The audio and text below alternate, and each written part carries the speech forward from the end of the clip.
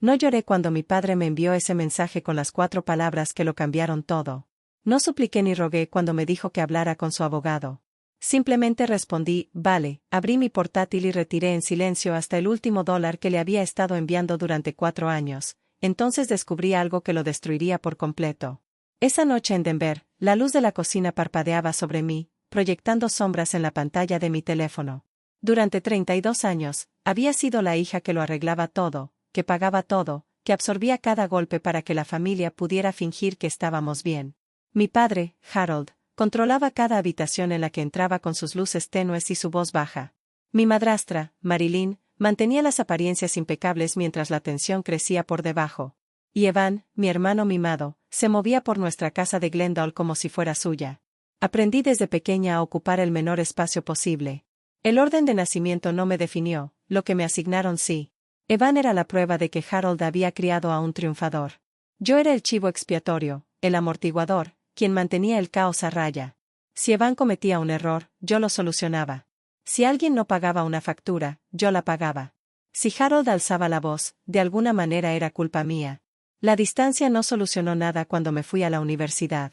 Simplemente me hizo más útil. Me convertí en la hija que enviaba dinero a casa, la responsable que siempre tenía su vida lo suficientemente organizada como para cubrir las necesidades de los demás. Hace 4 años, Harold me llamó llorando. En toda mi vida, jamás lo había visto llorar. Me dijo que la casa estaba a punto de ser embargada. Me dijo que Evan lo había decepcionado. Me dijo que Marilyn estaba muy preocupada. Me dijo que yo era su última esperanza, la única hija con la que podía contar de verdad. Esas palabras me dejaron prisionero. Acepté ayudarlo, solo hasta que se recuperara, según me dijo. Empecé pagando la hipoteca, luego los servicios, y después los pequeños imprevistos que, curiosamente, surgían justo cuando cobraba. Justificaba cada dólar como el precio de mantener la paz. Mi trabajo como auditora hacía que la ironía fuera dolorosa. Podía cuadrar las cuentas de otros a la perfección, pero parecía incapaz de cuadrarlas de mi propia familia. Cada cena navideña se sentía como una actuación, sonrisas demasiado amplias, preguntas demasiado incisivas, elogios dirigidos únicamente a Evan. Marilyn presumía de su nuevo trabajo o coche, luego se volvía hacia mí con una sonrisa condescendiente y decía, a Bonnie simplemente le gusta trabajar en silencio, sin alardear, como si la competencia fuera un defecto. Algo cambió la semana anterior al mensaje. El ambiente alrededor de mi padre se volvió tenso, como si ocultara algo. Evan evitaba mirarme a los ojos. Marilyn se mostraba nerviosa, sobresaltándose con cada notificación. Las grietas comenzaban a aparecer. En medio de una tarde cualquiera, recibí un mensaje del tío Robert. Sin explicación, solo un video. Un video que no debía haber visto. La miniatura mostraba a mi familia reunida alrededor de la mesa del comedor en Glendale, la misma superficie de roble desgastada, la esquina astillada donde Evan grabó sus iniciales cuando tenía 12 años. Sentí un extraño tirón en el pecho antes de pulsar reproducir. La pantalla tembló ligeramente. El tío Robert debía de estar sujetando el teléfono con desgana, grabando sin mucho cuidado. La lámpara de araña del techo proyectaba una luz blanca y dura sobre los rostros de todos. Parecían relajados, felices, cómodos, como cuando uno se siente entre los suyos. La voz de Harold fue la primera en oírse, grave y ronca, inconfundiblemente complacida consigo mismo. No es una hija. Es un cajero automático andante. La sala estalló en carcajadas. Carcajadas de verdad, de esas que llenan una casa cuando la gente comparte una broma privada. Me quedé paralizado. Marilyn se inclinó hacia adelante, sacudiendo la cabeza como si estuviera regañando a alguien, pero su sonrisa era amplia. Harold, basta. Esa chica trabaja demasiado para su propio bien. Déjala sentirse útil. Evan intervino con tono ligero, casi aburrido. Sinceramente, papá, es patética. Deberías oír cómo habla en el trabajo, siempre intentando justificar por qué te envía dinero. Es vergonzoso. Las risas resonaron de nuevo. Robert resopló detrás de la cámara. Sentí un vuelco en el estómago. Harold alzó su cerveza hacia la cámara como si brindara. Por mi cajero automático personal. Que siga pagando por muchos años. Alguien hizo sonar una copa. Alwyn Selbow. Alguien dijo, ¿salud? No me di cuenta de que se me había dormido la mano hasta que el teléfono casi se me resbaló de los dedos. No eran solo las palabras. Era la facilidad, la comodidad, la absoluta certeza de que jamás oiría esto porque, en su opinión, mi necesidad de pertenecer era demasiado grande como para marcharme. Le di a pausa. Por primera vez en mi vida, no me sentí triste. Me sentí despierto. Volví a ver el video, observando sus rostros, las posturas relajadas, la crueldad despreocupada, la total ausencia de culpa. No fue un momento de debilidad. Fue un patrón, un sistema, una visión del mundo que existía mucho antes de que me diera cuenta. Salí al balcón. El aire otoñal de Denver me calaba hasta los huesos, un frío intenso. Me apoyé en la barandilla, sintiendo el metal helado bajo mis palmas, y dejé que la verdad me calara hondo. De repente, todo cobró sentido. El tono extraño que Harold había adoptado últimamente conmigo. Los comentarios de Marilyn cargados de culpa. La forma en que Evan seguía inventando nuevas emergencias que yo tenía que pagar. No estaban pasando apuros. No estaban agradecidos. No se esforzaban. Estaban planeando. Y lo peor de todo, se sentían con derecho a ello. Volví a entrar y le di al play una vez más. Necesitaba el dolor, la rabia, la claridad. A mitad del video, mi teléfono vibró con un nuevo mensaje de texto de Harold. Te repudio. Habla con mi abogado. Sentí una opresión en el pecho, no de dolor esta vez, sino de reconocimiento. Esto no era un castigo. Creían que iba a enfrentarlos. Creían que me estaban bloqueando antes de que pudiera desbaratar su sistema. Creían que tenían el control. Me quedé mirando el texto durante un largo rato. Luego escribí la palabra que lo cambió todo. Bueno. Ni sí, ni por qué, solo de acuerdo. Punto final, puerta que se cierra y promesa. De pie, sola en mi apartamento, viendo cómo la gente con la que crecí brindaba por mi humillación, me di cuenta de algo que nunca me había permitido ver. No formaba parte de su familia. Formaba parte de su presupuesto. Lo extraño de la traición es la quietud que la sigue. Sin gritos, sin derrumbes dramáticos, solo un silencio tan puro que casi resuena. Ese silencio llenó mi apartamento la noche que escribí, vale, un silencio que jamás había experimentado de niña, porque en mi casa, el silencio era un arma, un castigo, una forma de imponer sumisión. Pero aquí, se sentía como control. Dejé el teléfono y abrí el portátil. Si Harold quería que todo se gestionara a través de su abogado, eso era exactamente lo que le daría, distancia, claridad y una ruptura que jamás confundiría con una rabieta. La primera pestaña que abrí fue la de mi banco. El panel de control, ya familiar, cargó, y un zumbido sordo en mi pecho se mezcló con el giro de la rueda. Cuando por fin aparecieron los números, algo en mi interior hizo clic. Mi formación profesional entró en acción. Esto ya no era una cuestión de emociones. Era un procedimiento. Ayuda para la hipoteca. 4 años y 48 meses. Todos los pagos realizados puntualmente, como un reloj. Pasé el cursor sobre la transferencia automática, mi nombre figuraba como único pagador, y pulsé cancelar. Apareció una pequeña ventana de confirmación. ¿Estás seguro? Exhale lentamente. Sí, susurré en mi apartamento vacío. Servicios. Llevaba años pagando algunas facturas de su casa en Glendale, luz, agua, incluso internet cuando Harold se olvidaba. Clic, clic, clic. Todo cancelado. Pagos de manutención adicionales. El fondo de emergencia del que Marilyn me hablaba casi todos los meses. Los pagos periódicos que Evan siempre necesitaba. Esas pequeñas cosas que, sumadas, sumaban miles.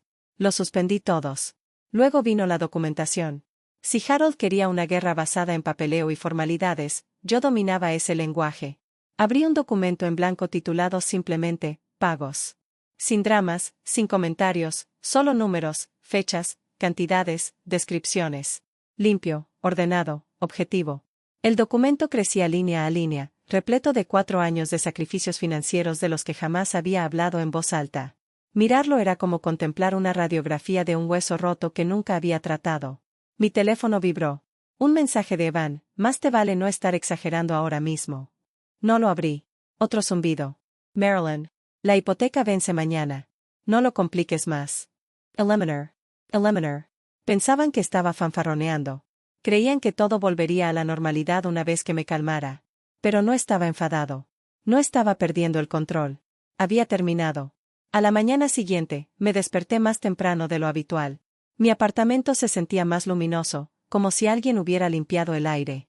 Preparé café, me hice una coleta y me senté a la mesa del comedor con mi portátil. Volví a acceder a su portal hipotecario por costumbre. El pago falló. Un pequeño aviso rojo parpadeó en la parte superior de la pantalla. Cuenta vencida. No sentí palpitaciones. No entré en pánico. En cambio, sentí algo profundo, alivio.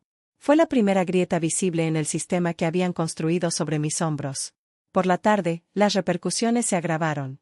Mi bandeja de entrada se llenó de correos electrónicos de servicios relacionados con mi apoyo financiero. Pago fallido. Tarjeta rechazada. Cuenta inactiva. Cada notificación me dolía como si me rompieran un hilo de la columna. Alrededor de las 5, llamó Evan. Vi su nombre iluminar la pantalla, resplandeciente de arrogancia. Dejé que sonara hasta que se cortó. 10 segundos después, un mensaje de voz: esto no es gracioso. Lo borré sin seguir escuchando.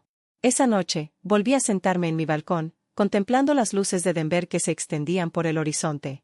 Los coches zumbaban a lo lejos. El viento me rozó suavemente el pelo contra la mejilla. Por primera vez desde mi infancia, sentí algo parecido a tener el control de mi vida. No orgullo, no victoria, autonomía. No los estaba saboteando. Me estaba alejando de una estructura construida sobre mi explotación. Y mientras respiraba el aire frío, una certeza me invadió como la escarcha sobre el acero. Harold creía que repudiarme me debilitaría. Pero había olvidado una verdad crucial: yo era quien lo sostenía todo. Y ahora ya no sostenía nada. Ya no. 48 horas después, Marilyn llamó presa del pánico. El teléfono se iluminó y vibró con tanta fuerza que casi se cae de la encimera. No me moví. Terminé de servirme el café, inhalando el vapor como si pudiera tranquilizarme. Cuando finalmente contesté, puse la llamada en altavoz. Su voz resonó en la habitación como una sirena. Bonnie, ¿qué hiciste? El pago de la hipoteca rebotó. El banco llamó a tu padre. Le dijeron que fue rechazado. Vence hoy. ¿Entiendes? Arréglalo. Arréglalo ahora mismo. No es una pregunta, ni una preocupación, es una exigencia. Di un sorbo lento. Harold me pidió que lo gestionara todo a través de su abogado. Así que eso es lo que estoy haciendo. Silencio al otro lado de la línea, luego una fuerte inhalación. ¿Qué abogado? No juegues conmigo, Bonnie. Estás siendo irracional. Finalicé la llamada. 10 segundos después, el teléfono volvió a sonar, y luego otra vez. A continuación, llegó una avalancha de mensajes de texto, cada uno una mezcla de culpa, acusación y desesperación. A continuación, Evan entró en escena. ¿Estás loco? Estás arruinando la vida de papá. Haz ese pago hoy mismo. Otro mensaje. ¿Crees que ser dramático te hace poderoso? Das lastima. Durante años, esas palabras me habrían destrozado. Ahora me parecían insignificantes. Al mediodía, las llamadas pasaron de ser frenéticas a amenazantes. Marilyn afirmó que tomarían acciones legales. Evan dijo que me dejarían de hablar para siempre. Harold no envió nada, ni siquiera una sola línea. Su silencio era casi más ensordecedor que el caos que se vivía. Pero más tarde esa misma tarde, todo cambió. Mi abogada me llamó. Había recibido un mensaje del supuesto representante legal de Harold, un correo electrónico redactado con tono rígido en el que me acusaba de acoso financiero y exigía que devolviera todos los pagos de inmediato. Ella se rió. Esto ni siquiera es una afirmación real. Es presión. Presión vacía. Bien, dije, exhalando. Porque necesito tu ayuda con otra cosa. Le conté todo, los años de pagos, el video que el tío Robert envió por error, como mi familia me usaba como si fuera una cuenta bancaria. Y entonces le dije algo que nunca antes había dicho en voz alta: siempre había discrepancias en sus informes del fondo comunitario. Creo que Harold podría estar malversando fondos. Quizás algo peor. Se quedó inmóvil. Entonces empezamos a cavar. Durante la semana siguiente, cada momento libre de mi vida se convirtió en una investigación silenciosa. Revisé mis notas profesionales, cotejando fechas y transacciones con los registros públicos del fondo comunitario. Cuanto más comparábamos, más irregularidades aparecían. Mi abogada contactó con personas de confianza, y pronto el patrón se hizo innegable. Harold no era un descuidado. Estaba desviando dinero, no pequeñas cantidades, sino importantes retiradas repetidas disfrazadas con descripciones vagas. Pero el desmoronamiento no terminó ahí. Una noche, alrededor de las 11, mi teléfono vibró con una llamada de un número desconocido. Casi lo ignoro. Algo me dijo que no lo hiciera. Una voz suave y temblorosa me susurró al oído: Bonnie, soy Mia, tu prima. Sonaba como si estuviera escondida en un armario. Vi el video. Y necesito contarte lo que me pasó. Se me cortó la respiración. Me lo contó todo. Como Harold la acorraló una vez cuando tenía 17 años. Como gritó. Como Marilyn lo atribuyó a un malentendido. Como la obligaron a guardar silencio durante años. Lo siento mucho, susurró Mia. No sabía a quién más contárselo. Cerré los ojos, y la visión se me nubló. Harold no solo era manipulator. No solo abusaba económicamente. Era peligroso. 2 días después, el golpe final llegó de una persona inesperada, Dana, la mejor amiga de mi madre. Su voz se quebró por la emoción. Tu madre sufrió, Bonnie. Nunca te contó lo mal que lo pasó porque quería protegerte. Harold lo controlaba todo. Su dinero, sus decisiones, sus amigos. La fue consumiendo poco a poco. Algo viejo dentro de mí se hizo añicos. No se trataba de una familia disfuncional. Era un sistema construido sobre el control de un solo hombre. Y yo no fui la próxima víctima. Yo fui quien rompió el patrón. La confrontación tuvo lugar un tranquilo jueves por la tarde.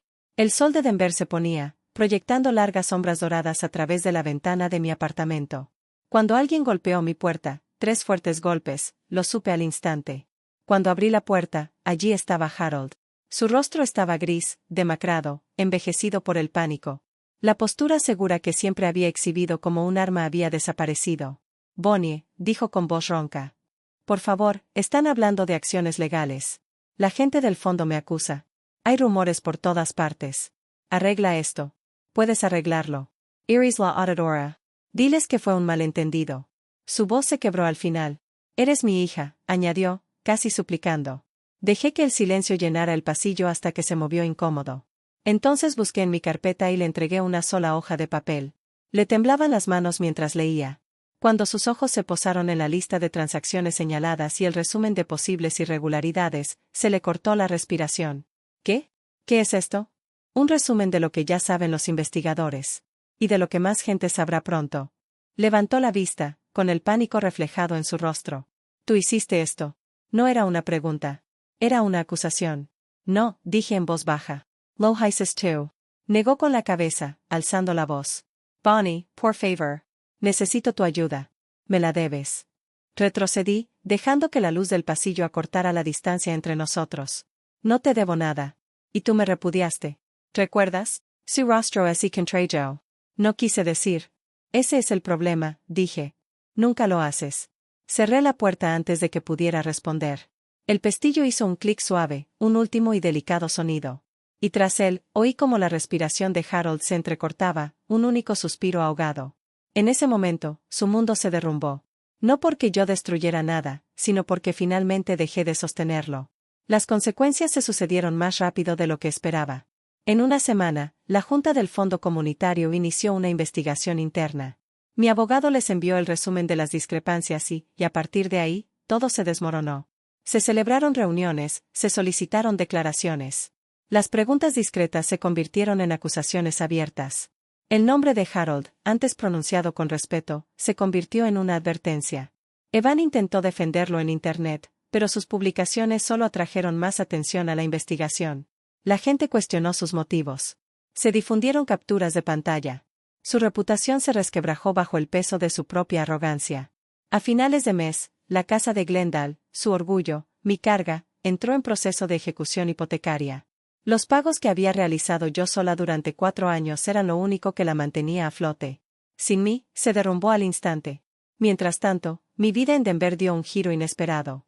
Tras una auditoría importante, mi jefa me llamó aparte y me ofreció un ascenso, comentándome que nunca había visto a nadie manejar la presión personal con tanta claridad. Salí de su oficina con un cargo que, por fin, reflejaba el trabajo que había estado realizando desde siempre. Una tarde, de pie en mi balcón, contemplé las luces de la ciudad y sentí que una verdad serena se instalaba en mí. Por primera vez, la paz no era algo por lo que tuviera que pagar. Al final, aprendí algo sencillo: la familia no se define por la sangre, sino por cómo te tratan. Alejarse de quienes te agotan no es egoísta, es supervivencia. Y poner límites no es crueldad, es libertad.